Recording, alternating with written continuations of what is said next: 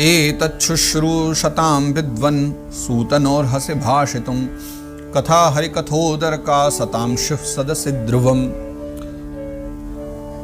शौनक मुनि कहते हैं कि हे सूत भगवान, आप तो इन सब कथाओं के विषय में जानते ही हो, और एतच्छुश्रूषतां विद्वन्, हम वही बातें सब सुनना चाहते हैं जो सुखदेव बाबा ने फिर राजा से कही। तो राजा ने आगे क्या प्रश्न किया, हमें कृपा करके वो बतलाइए। क्योंकि कथा हरि कथोदर का सतांशु सदस्य ध्रुवम।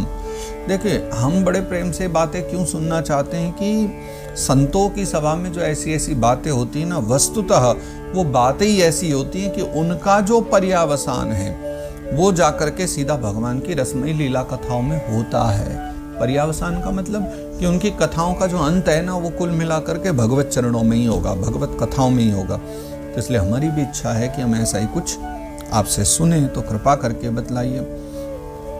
अभी तो ये अब बाकी के जितने श्लोक हैं अभी इनमें वही बोले जा रहे हैं, यानी शौनक मुनि प्रश्न किए जा रहे हैं। अब अगले अध्याय में मौका मिलेगा सूत बाबा को कुछ कहने का अपने उत्तर में। अब तो यही अपने मन की बातें सारी कहे जा रहे हैं। शौनक जी महाराज आगे कहते हैं, सवै भागवतो राजा पांडवेयो महारथः बालक्रीडनकै क्रीडन कृष्ण क्रीडाम्य आददे। वह जो पांडवीय थे यानी महाराज परीक्षित थे, महारथी जो थे, वो सवै भागवतो, बड़े ही भगवत भक्त थे। कैसे कि बाल क्रीडन कई क्रीडन, जब बाल्यावस्था में वो खेला करते थे ना, तो कृष्ण क्रीडाम या आददे, वो खेलते समय खिलौने से भी खेलते थे ना, उसमें भी कृष्ण लीला का ही रस लिया करते थे। अर्थात उनको कृष्ण लीलाओं के विषय में तो बचपन से ज्ञान हो गया था। पैदा ही वो भगवान कृष्ण के कारण हुए थे, उनके बचाने के कारण हुए। तो मान लो हाथी घोड़े से भी खेलते थे ना, तो उस हाथी को भी जो है कभी कुवलिया पेड़ मान लिया करते थे और किसी दूसरे खिलौने के द्वारा उसको मार देते कि कृष्ण ने कुवलिया पेड़ को मार दिया। ऐसे वो जो है खेल खेला करते थे महाराज परीक्षित। वैयासकिश्च भगवान वासुदेव परायणः उरुगाय गुणोदारा सतांशुर्हि समागमे। वैयासकिश्च यानी सुखदेव बाबा जो हैं वैयास के पुत्र हैं, वेद व्यास जी के। वैयास जी ने कहा है भगवान वासुदेव परायण, भगवान सुखदेव भी जो है भगवान वासुदेव के परायण है, यानी कृष्ण प्रेमी। और उरुगाय गुणोदारा सतांशुर्हि समागमे, तो ये तो पक्का है कि उस समागम में भगवान के गुणों का गायन बड़े विस्तार से किया गया होगा। और हमें भी इस बारे में बड़ी लालसा है कि हमें भी वो सब सुनने को मिले। एक और तो परीक्षित जैसा भगवत भक्त, दूसरी ओर सुखदेव बाबा जैसे परमहंस, तो ये दोनों जब मिलेंगे तो भगवत गुण तो गाए ही गए होंगे। इसलिए हमारी इच्छा है कि वही सारी चर्चा हमें भी सुनने को मिले। आयुर्हरति वै पुंसां मुद्यन्नस्तं च यन्नसौ तस्य र्यते यत्क्षणो नीत उत्तम श्लोक वार्तया। देखो, आयुर्हरति वै पुंसां, मनुष्यों की आयु हरण कर रहे हैं कौन? उद्यन्नस्तं च यन्नसो, ये सूर्य भगवान रोज रोज दिन रात का दर्शन करा करके आयु हर ले रहे हैं। तो तस्यर्यते यत् क्षणो नीता, इस क्षणों की बात कर रहे हैं जिस समय हम कथा सुन रहे हैं। उत्तम श्लोक वार्ते है, हम भगवान की कथा सुन रहे हैं तो समझ लो बस यही समय श्रेष्ठ है। क्योंकि कथा के अतिरिक्त तो जितने भी लोग कथा नहीं सुन पा रहे हैं, उनको तो सूर्य देवता मानो रात दिन दिखा करके बस उनकी आयु क्षण हरित कर रहे हैं, उनकी आयु को ले जा रहे हैं। इससे ज्यादा वो कुछ भी नहीं कर पा रहे हैं, उनका जीवन ऐसे ही चले जा रहा है। तरवः किं न जीवन्ति भस्त्राः किं न श्वसन्त्युत न खादन्ति न मेहन्ति किं ग्राम पशवो परे। क्या बात कह रहे हैं ये यहाँ पर शौनक मुनि भी। तरवः किं न जीवन्ति, क्या वृक्ष नहीं जीते? अच्छा, पहले आप श्लोक का अर्थ समझिए, फिर समझेंगे हम इसका मतलब क्या है। क्या वृक्ष नहीं जीते? भस्त्रा किम न श्वसन्त्युत, भस्त्र कहते हैं धोकनी को, धोकनी समझते हैं, लोहार की जो धोकनी होती है ना वो। और न खादंती न मेहंती किम ग्राम पशुओं परे, और गांव के जो अन्य कुत्ते आदि जो पालतू पशु होते हैं, गाय और कुत्ते भैंस, ये सब क्या ये मनुष्य की तरह खाते पीते या मैथुन आदि नहीं करते? अब समझिए श्लोक का तात्पर्य क्या है। शौनक मुनि का कहना है क्या वृक्ष नहीं जीते? वृक्ष तो जी रहे हैं ना, हवा चलती है, लहराते रहते हैं, जीते रहते हैं। धोकनी क्या सांस नहीं लेती?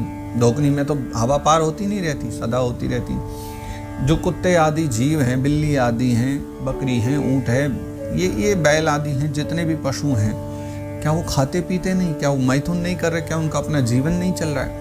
सब चल रहा है। तो कहते हैं यही तो हम कह रहे हैं, अगर यही जीवन है तो फिर मानव में और पशु में भेद ही क्या है? जैसे पशु भी खा रहे पी रहे समय बिता रहे, अगर मानव भी ऐसे ही बिताता रहे तो कैसा मानव? फिर मानव देह की महिमा ही क्या है? मानव है खोज के लिए, मानव है जानने के लिए, मानव का जीवन होता है करने के लिए, ये कर्म योनि। पशुवत सिर्फ खाए पिए सो गए और समय समय पर घूम फिर लिए, मन को तसल्ली दे ली, इसके लिए जीवन नहीं। जीवन है मानव कुछ करे, कुछ विशेष करे अपने जीवन में, इसलिए मानव देह है। तो इसको पशुओं की तरह न करे, क्योंकि जी तो पशु भी रहे।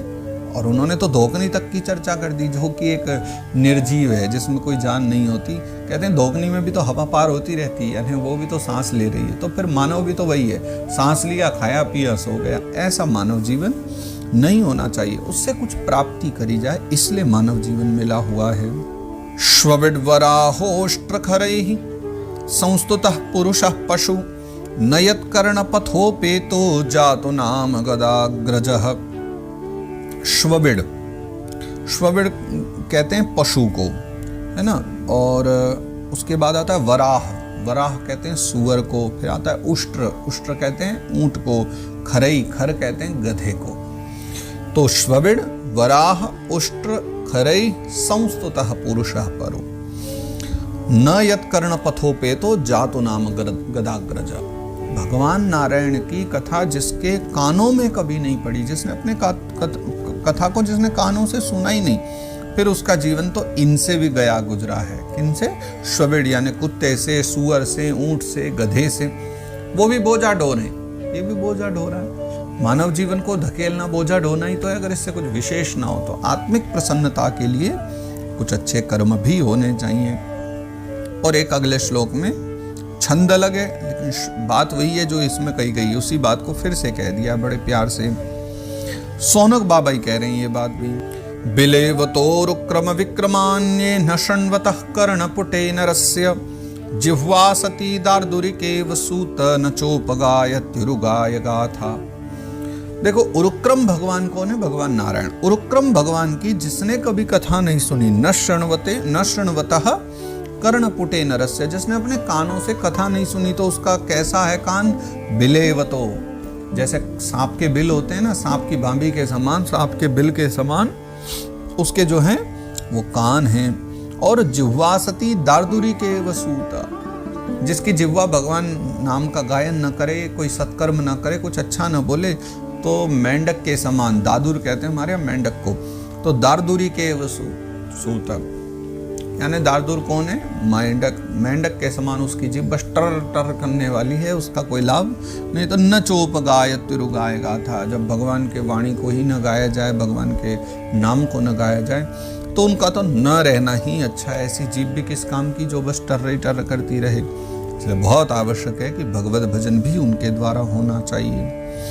भारः परम पट्ट किरीट जुष्टमप्युत्तमांगम ननमेन मुकुंद शावौ करो नो कुरुतः सपरियाम हरिर्लसत् कांचन कंकण हुआ। दो बातें, भारः परम पट्ट किरीट जुष्ट, भगवान कृष्ण चरणों में जिसका मस्तक नहीं झुका, वो रेशमी वस्त्र पहन करके और किरीट मुकुट धारण करके भी उसके लिए वो वस्त्र और किरीट मुकुट सब के सब भार ही हैं। भारः परम। और अप्युत्तमांगम ननमेन मुकुंद, अगर भगवान मुकुंद को नमन नहीं किया तो ये सब भार ही हैं। और शावो करो नो कुरुतः सपरियाम हरिर्लसत् कांचन कंकण हुआ, जिसके जो हाथ हैं, अगर वो हाथ भगवान की सेवा पूजा नहीं कर रहे तो सोने चांदी आदि के आभूषण पहने हुए वो हाथ किसी शव के हाथ के समान है। हिलडुल ही नहीं रहे हैं तो शव ही हो गया ना। और जब ठाकुर जी की सेवा नहीं कर रहे हैं तो शव के समान है उसके हाथ कहे गए। भागवत प्रेमी हो, इसलिए बड़ी सावधानी से इन बातों को समझिए।